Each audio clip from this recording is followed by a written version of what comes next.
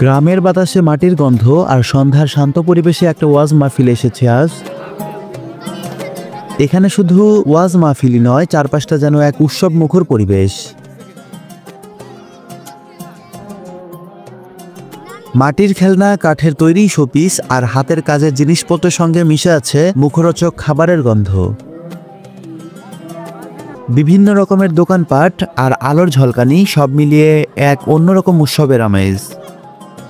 আঞ্চলিক ভাষায় অনেকে এই ওয়াজ মাহফিলকে সভা অথবা জালসা বলে থাকেন। আর জালসার মূল আকর্ষণ তো অবশ্যই ওয়াজ মাহফিল। দূর দূরান্ত থেকে মানুষ এসেছে এই ওয়াজ মাহফিল শুনতে। তবে চারপাশটায় এত এত দোকানপাট, কি নেই এখানে! বাচ্চাদের খেলনা সামগ্রী থেকে শুরু করে মেয়েদের কসমেটিক্স, মুখরোচক খাবার সহ আরও হরেক রকমের জিনিসপত্র। এই যে দেখেন, গরম গরম তেলে এভাবেই তৈরি হচ্ছে জিলাপি, অন্য পাশে বিক্রি করা হচ্ছে। তো ঘুরে ঘুরে দেখছিলাম, আর সাগর তো দাম জিজ্ঞেস করছিল যে কত করে কেজি। পাশের দোকানে ঝুড়ি সহ মিষ্টি জাতীয় অনেক ধরনের খাবারই বিক্রি হচ্ছিল। এখানে কিন্তু আমরা তিনজন ছিলাম, জিসান, সাগর আর আমি। এই দোকানে অনেক বেশি ভিড়। মাটির তৈরি জিনিসপত্র বিক্রি হচ্ছিল। পাশের দোকানেই বাচ্চাদের বেলুন সুন্দরভাবে সাজিয়ে রেখেছে। আর এই যে দেখেন, একটা বাচ্চাও আছে। লোকজনে কিন্তু পুরাই জমজমাট।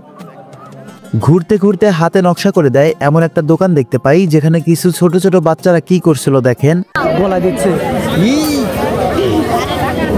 হাতে নাও, হাতে নাও।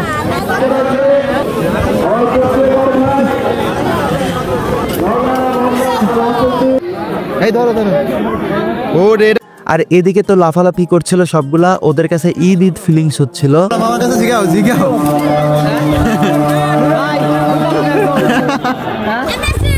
তোর নিবে না, বুঝছো? বেশি বড় আদা ওর নিবে না। আমরাও ঘুরতে ঘুরতে এইদিকে চলে আসি। এখানে আবার ভাংসুর, ঝালমুড়ি বানানো হচ্ছিল।